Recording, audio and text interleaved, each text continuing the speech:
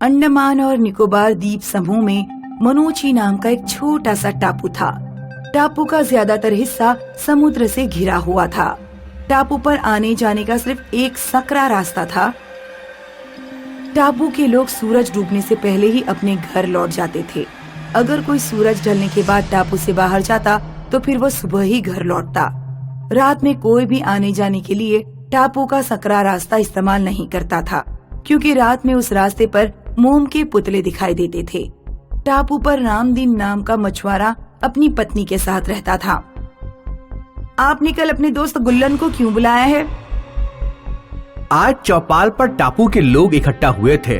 फैसला हुआ कि टापू के लोग कम से कम बाहर जाएं, इसलिए कुछ फेरी वालों को टापू पर आने की इजाजत दे दी जाए। मेरा दोस्त गुल्लन कपड़ों का काम करता है। वो हमारे टापू पर आकर कपड़े बेचेगा तो उसका काम धंधा कुछ बढ़ जाएगा। अगले दिन रामदीन का दोस्त गुल्लन रामदीन के घर आया। दोनों कई सालों बाद मिले थे, इसलिए बातें करते करते उन्हें पूरा दिन बीत गया और समय का कुछ पता ही नहीं लगा। रामदीन, शाम हो गई लगता है, सूरज भी डूब चुका है। मुझे अब चलना चाहिए। सोमवार से यहाँ कपड़े बेचने आ जाया करूँगा। गुल्लन, रात में तुम यहाँ से बाहर नहीं जा सकते।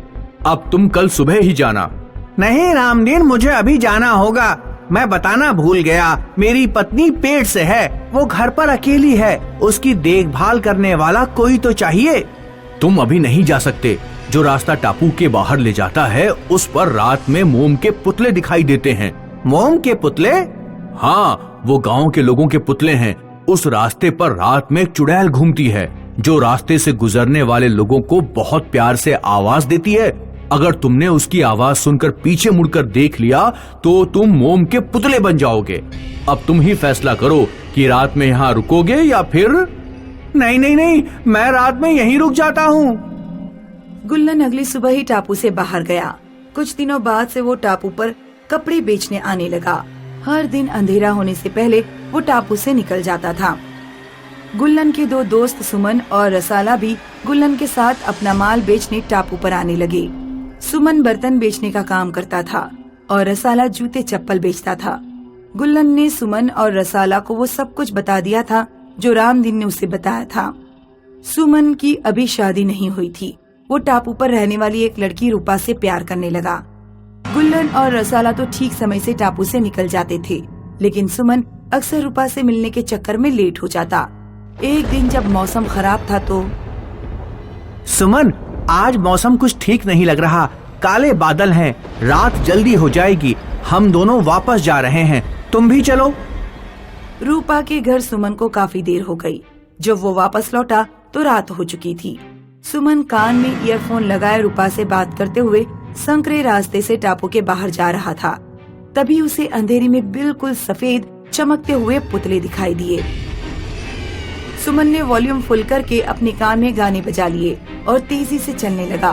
तभी पीछे से चुड़ैल आई और सुमन को आवाज देने लगी। मेरे प्यारे, कहाँ जा रहे हो? जरा मेरी तरफ देखो, मैं कब से तुम्हारा इंतजार कर रही हूँ। कान में फुल वॉल्यूम के गाने बजने के कारण सुमन को कुछ सुनाई नहीं दिया और वो तेजी से चलता हुआ सुरक्षित रास्ते से गुजर गया। अगले दिन सुमन ने गुल्लन और रसाला को बताया, कल रात मैं टापू से बाहर आया। मैंने वो मोम के पुतले भी देखे, लेकिन मुझे चुड़ैल की आवाज सुनाई नहीं दी। मैं अपने दोनों कानों में जोर से गाने बजा रहा था। तो इसका मतलब ये हुआ कि अगर हमें किसी तरह चुड़ैल की आवाज सुनाई ना दे तो हम सुरक्षित रास्ते से गुजर सकते हैं। अब रसाला और गुल्लन भी अपने कान में हेडफोन लगाकर बेफिक्र होकर रास्ते से गुजरने लगे। एक बार होली के त्योहार से एक दिन पहले गुल्लन ने खूब रात तक टापू पर कपड़े बेचे। सुमन और रसाला पहले ही जा चुके थे। गुल्लन अकेला ही टापू से लौट रहा था। गुल्लन ने सोचा था कि वो कान में तेजी से गाने बजाते हुए निकल जाएगा, लेकिन उसके मोबाइल की बैटरी डाउन हो चुकी थी। ये तो गड़बड़ हो गई। गुल्लन तेजी से चलता हुआ मोम के पुतलों के बीच से गुजरने लगा। मेरे प्यारे, जरा मेरी तरफ देखो, मैं कब से तुम्हारा इंतजार कर रही हूँ। चुड़ैल की प्रेम भरी आवाज सुनकर गुल्लन से रहा नहीं गया और उसने पीछे मुड़कर देख लिया। ऐसा करते ही गुल्लन मोम के पुतले में बदल गया। जब कुछ दिन गुल्लन दिखाई नहीं दिया तो सुमन और रसाला समझ गए कि गुल्लन मोम का पुतला बन चुका है। भाई रसाला, मुझे एक बात समझ में नहीं आती, आखिर वो चुड़ैल लोगों को मोम का पुतला क्यों बना देती है? क्यों ना हम इसका राज गुल्लन के दोस्त रामदीन से जाकर पूछें। सुमन और रसाला रामदीन के पास पहुँचे। तब रामदीन ने उन्हें बताया, गांव के बड़े बुजुर्ग ऐसा बताते हैं कि पुराने समय पर इस टापू में एक बीरबल नाम का आदमी रहता था जो सुंदर मोम के पुतले बनाया करता था। प्रेमवती नाम की एक लड़की वीरबल से बहुत प्यार करती थी, लेकिन वीरबल किसी और को चाहता था। वीरबल जब भी रास्ते से गुजरता तो प्रेमवती उसे आवाज देती, मेरे प्यारे, कहाँ जा रहे हो? जरा मेरी तरफ देखो, मैं कब से तुम्हारा इंतजार कर रही हूँ। बीरवाला ने प्रेमवती को कभी भाव नहीं दिया और उसने किसी दूसरी लड़की से शादी कर ली। शादी करने के बाद वीरबाला टापू छोड़कर चला गया। प्रेमवती ये सदमा बर्दाश्त नहीं कर पाई और उसने समुद्र में कूदकर जान दे दी। सुमन और रसाला जब रामदीन के घर से जाने लगे तो उन्हें पीछे से आवाज सुनाई दी, मेरे प्यारे, कहाँ जा रहे हो? जरा मेरी तरफ देखो, मैं कब से तुम्हारा इंतजार कर रही हूँ। सुमन और रसाला ने पीछे मुड़कर देखा और वो भी मोम के पुतलों में बदल गए। कहते हैं सोने में माया होती है, किसी को सोना समृद्ध बनाता है तो किसी को बर्बाद कर देता है। रोशन सिंह बदायूं के जमीन रजिस्ट्री ऑफिस में चपरासी था। रिश्वत की काली कमाई से उसने एक संभावित कॉलोनी में कच्चा मकान खरीदा। यह आपने कैसी जगह मकान खरीदा है और इस मकान में प्लास्टर भी नहीं है? अरे पगली, तेरे अंदर दिमाग नहीं है? अभी ये जगह थोड़ी अजीब लग रही है, लेकिन कल को जब यहाँ कॉलोनी बन जाएगी तो हमारे मकान की कीमत बहुत बढ़ जाएगी। लेकिन बिना प्लास्टर के मकान में रहेंगे कैसे? जब तक मैं रिटायर नहीं हो जाता थोड़े दिन ऐसे ही काम चलाएंगे। अपनी रिश्वत की कमाई मुझे यहाँ छुपा कर रखनी है। वैसे मैं अभी शानदार मकान बनवा सकता हूँ, लेकिन बनवाऊंगा नहीं, लोगों की नजर पड़ जाएगी। बाहर से हम लोग गरीब ही दिखेंगे, लेकिन अंदर अंदर सारा सामान भर लेंगे। रोशन के मकान में जब लेटरिन बाथरूम के लिए टैंक की खुदाई हो रही थी तो जमीन में कई किलो सोना गड़ा निकला। रोशन सिंह तो खुशी से पागल हो गया। एक तो काली कमाई और ऊपर से फ्री का सोना। उसे लगा जैसे उसके भाग्य ही खुल गए हों। दौलत होने के बाद भी रोशन सिंह ने गरीबों की तरह जिंदगी जीना जारी रखा। रोशन सिंह के 2 बच्चे थे, एक लड़की मंजू और एक लड़का मनोज। पापा, फ्रिज खरीद लो, बिना ठंडे पानी के मजा नहीं आता। रोशन सिंह ने कुछ सोना बेचकर फ्रिज खरीद लिया। उस रात मोहल्ले की लाइट खराब हो गई। बहुत गर्मी पड़ रही थी। मनोज रात में उठा और फ्रिज में पानी लेने गया, लेकिन फ्रिज में पानी गर्म पड़ चुका था, इसलिए मनोज किचन में रखा पानी लेने चला गया। मनोज की सांस अटक गई जब उसने देखा कि पानी की बाल्टी के बराबर में कोई खड़ा है। मनोज तुरंत चिल्लाते हुए बरामदे में अपने मम्मी पापा के पास पहुंचा। पापा उठो, किचन में पानी की बाल्टी के पास कोई खड़ा है। रोशन ने टॉर्च जलाई और किचन में गया, लेकिन किचन में कोई नहीं था। मोबाइल में फिल्म देखकर तेरा दिमाग खराब हो गया है, चुपचाप जाकर सो जा।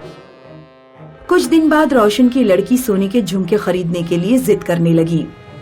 पापा, आपने मनोज को उसके जन्मदिन पर मोटरसाइकिल दिलवाई है, तो मुझे सोने के झुमके दिलवाओ। कल चलना मेरे साथ बाजार, दिलवा दूंगा। अगले दिन रोशन ने जमीन से निकला हुआ सोना बेचा और अपनी बेटी को झुमके दिला दिए। उस रात ट्रांसफार्मर में कुछ कमी आ गई। रोशन का परिवार उस रात शादी में जा रहा था। किसी एक को घर पर रुकना पड़ेगा, लाइट नहीं आ रही है, घर को अकेले छोड़कर जाना ठीक नहीं है। रोशन की लड़की मंजू रात में घर पर ही रुक गई और बाकी तीनों लोग शादी में चले गए। उस पूरी रात बहुत गर्मी थी और लाइट नहीं आ रही थी। मंजू बार बार फ्रिज में रखा पानी निकालकर पीने आती, लेकिन कुछ देर बाद फ्रिज का पानी खत्म हो गया तो वो किचन में पानी लेने गई। जब उसने बाल्टी का ढक्कन हटाया तो देखा पानी में एक चुड़ैल का सिर तैर रहा है। मंजू ने तुरंत बाल्टी पर ढक्कन लगा दिया और किचन से बाहर भागी, लेकिन चुड़ैल ने बाल्टी का ढक्कन हटाया और बाल्टी से बाहर निकल आई। मुझसे बचकर कहाँ भागेगी लड़की, आज तुझे मुझसे कोई नहीं बचा पाएगा। चुड़ैल मंजू का पीछा करने लगी। मंजू छत पर दौड़ी तो चुड़ैल भी उसके पीछे छत पर चली गई। अब मुझसे बचकर कहाँ भागेगी? मंजू 2 मंजिल की छत से पड़ोसी के मकान पर कूद पड़ी और उसकी टांग टूट गई। अगले दिन हॉस्पिटल में मंजू ने अपने मम्मी पापा को सारी कहानी सुनाई। सुनिए जी, मैंने नोट किया है कि जब भी सोना बेचकर कुछ सामान खरीदा जाता है, उसके बाद कुछ न कुछ बुरा होता है। जमीन से निकले सोने को हम अपने घर में नहीं रख सकते। वो सोना हमारे लिए अशुभ हो सकता है। क्या तू पागल हो गई है? क्या मैं वो सोना लेकर कहीं फेंक दूं? मंजू के हॉस्पिटल में होने के कारण रोशन सिंह और उसकी पत्नी को कुछ दिन हॉस्पिटल में ही रुकना पड़ा। उधर रोशन सिंह का लड़का मनोज बिगड़ता जा रहा था। उसने एक दिन अलमारी से कुछ सोना निकाल लिया और ले जाकर बेच दिया। सोना बेचकर मिले पैसों से मनोज ने खूब मौज मस्ती की। रात में जब वो मोटरसाइकिल से अपने घर लौट रहा था, उसे लगा कि उसके पीछे मोटरसाइकिल पर कोई बैठा हुआ है। मनोज ने जब साइड मिरर में देखा तो उसे बाइक पर चुड़ैल बैठी हुई दिखी। चुड़ैल ने पीछे से मनोज की आंखें बंद कर दी और मनोज का भयानक एक्सीडेंट हो गया। मैंने आपसे कहा था कि उस सोने में कुछ अपशकुन है, लेकिन आपने मेरी बात नहीं मानी। तो इस नालायक को किसने कहा था कि सोना चुपचाप ले जाकर बेच दे? रोशन की सारी काली कमाई उसके बेटे के इलाज पर खर्च हो गई। रोशन ने अपनी जान पहचान के एक तांत्रिक को घर में बुलाया और उसे सोना मिलने की बात बताई। तांत्रिक ने हवन किया और सोने को आग पर रख दिया।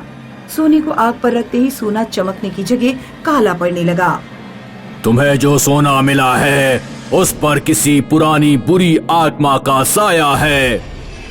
तांत्रिक ने रोशन को सलाह दी कि वो उतना ही सोना जितना उसने जमीन से निकाला था वापस जमीन में गाड़ दे। रोशन को उतना ही सोना जमीन में गाड़ना पड़ा और डर के मारे अपना मकान भी छोड़ना पड़ा।